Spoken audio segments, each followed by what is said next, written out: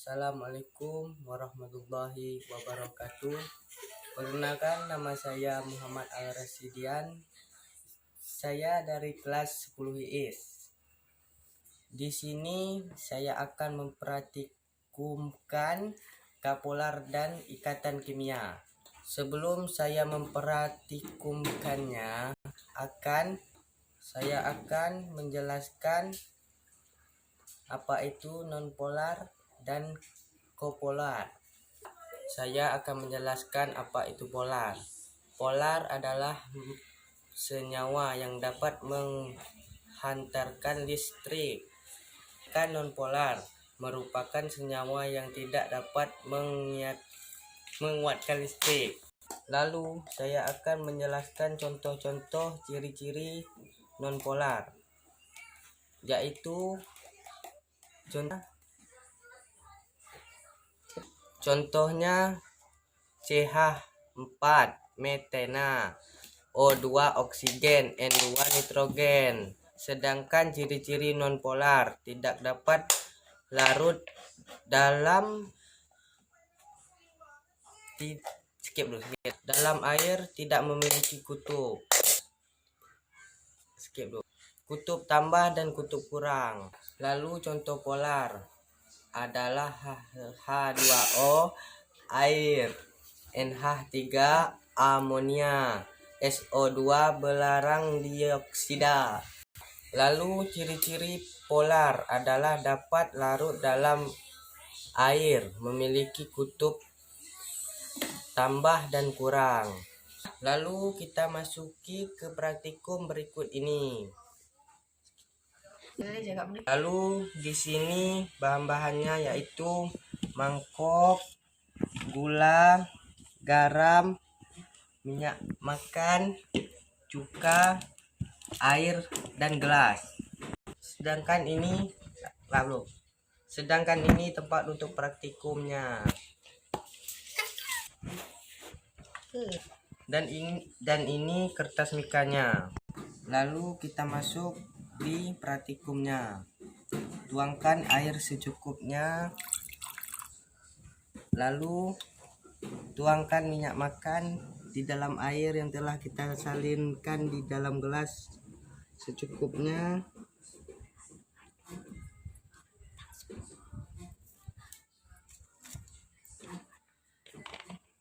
Lalu kita aduk sampai rata.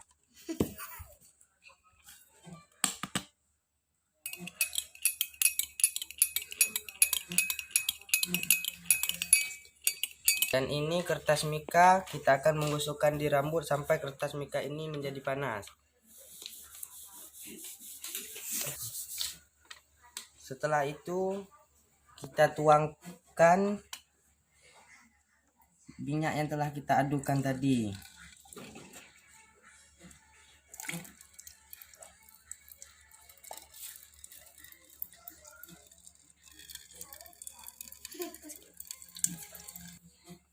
Nah, bisa kita lihat dari praktikum berikut ini. Ternyata minyak makan mengandung nonpolar. Lalu kita masuki ke praktikum yang berikutnya.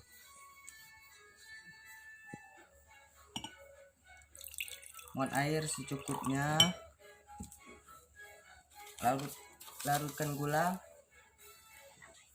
di dalam air.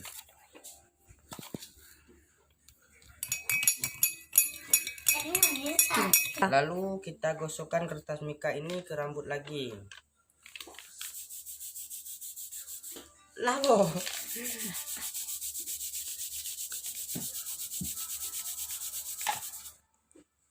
Lalu kita gunakan lagi seperti ini. Minyak digoreng sampai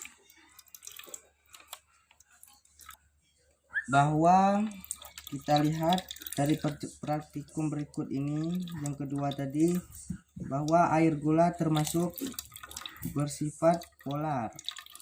Lalu kita masuki ke praktikum berikutnya dengan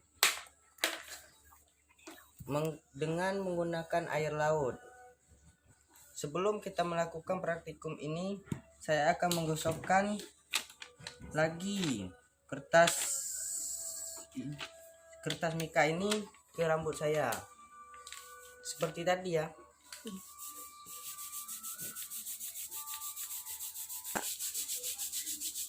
Nah, lalu kita lakukan lagi seperti tadi.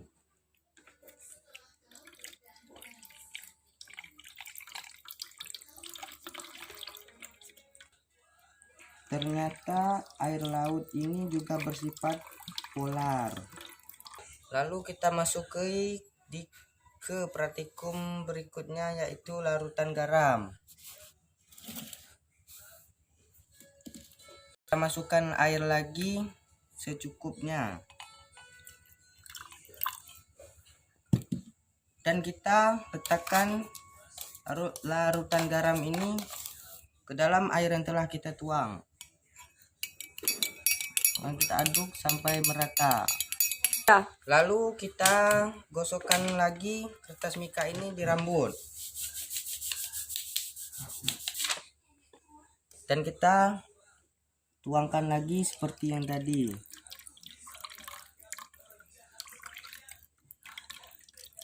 Ternyata larutan air garam ini bersifat polar.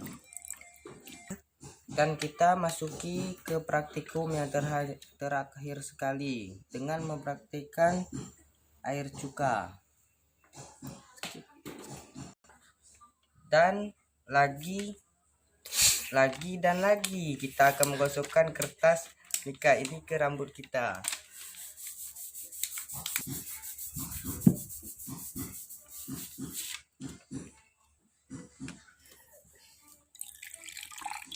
Ternyata cuka ini mengandung atau bersifat polar. Nah, sampai di sini praktikumnya. Jadi, kesimpulan dari praktikum yang tadi saya praktekkan tadi, yang bersifat polar adalah garam, air laut, gula, dan cuka. Sedangkan yang bersifat non polar yaitu minyak makan. Dan sampai di sini praktikum yang saya praktekkan, dan terlebih dan terkurang saya minta maaf.